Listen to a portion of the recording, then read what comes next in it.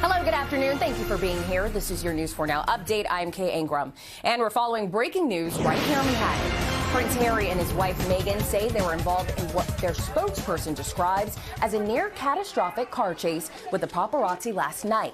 Now, the couple had just attended an award ceremony. The spokesperson says that the chase lasted over 2 hours and they nearly crashed with other drivers, pedestrians, and 2 NYPD officers. 2 law enforcement sources tell News 4 they were leaving the Ziegfeld Theater and had private security with them. They wanted to go back to where they were staying on the Upper East Side in an effort to ditch the paparazzi. At least 1 NYPD car was escorting them. They were driven across 57th Street, up and down the FDR Drive and other streets. Then they drove to the 19th Precinct to get into another car to ditch the paparazzi.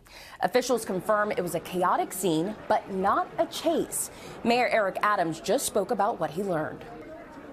You know, it's clear that the press, paparazzis, they want to get the right shot, they want to get the right story, but public safety must always be at the forefront. The briefing I received, 2 of our officers could have been injured. New York City is different from a small town somewhere. You shouldn't be speeding anywhere, but this is a densely populated city, and I think all of us, I don't think there's many of us who don't recall how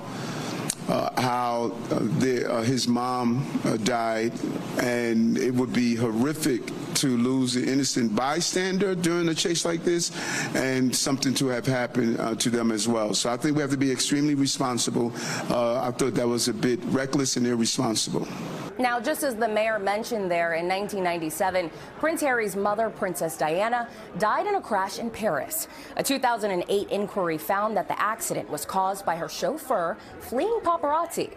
Now, we're staying on top of this, and we'll keep you updated with developments as we get them. Breaking in New Jersey right now, an outdoor breezeway connecting a parking garage to the Harmony Suites hotel complex in Secaucus collapsed this morning. The incident happened just before 7 a.m. Property managers say they noticed a shift in the structure on Monday. It was deemed unsafe and blocked off. But because of that, luckily no reports or any injuries. A second breezeway is now being looked at and is currently off limits. And at this time, the cause of the collapse is still under investigation. Right now in Lower Manhattan, sentencing is underway for the terrorist convicted in the 2017 attack on a West Side bike path. 8 were killed and 18 others were hurt. Sayfullo Saipov could spend the rest of his life in prison. Victim impact statements are happening right now. News 4's Rana Novini is there. Sayfullo Saipov is expected to receive a sentence of life in prison without the possibility of parole. Right now in court this morning, we are hearing victim impact statements from people whose lives were directly impacted by this deadly attack. 35-year-old Saipov was convicted in January of all of the counts against him, including murder and providing support to ISIS. The Uzbek national and convicted terrorist rented a truck and drove onto the West Side bike path in Lower Manhattan on Halloween in 2017. There he mowed down bikers and pedestrians, killing 8 people and injuring 18 others. He avoided the death penalty in March after the jury couldn't unanimously agree to it. A federal jury in New York has not agreed to a death sentence in decades. So again, he's expected to receive life in prison without the possibility of parole.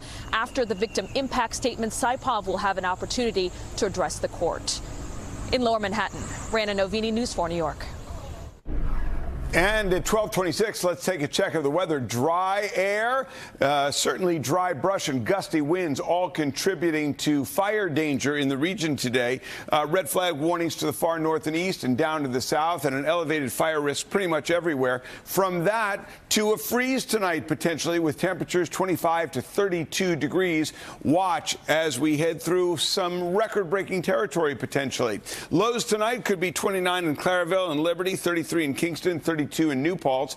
As we head through the day today, lots of sunshine out there. A gorgeous afternoon, albeit a cool one, 62 degrees. Calm winds right now as we take a look at the rest of the day. Temperatures staying in the 60s, getting into the upper 50s by about 8 o'clock tonight. And there is our next chance of rain on Saturday. Kay? All right. Thanks, Dave. Well, that's it for now. I'm Kay Ingram.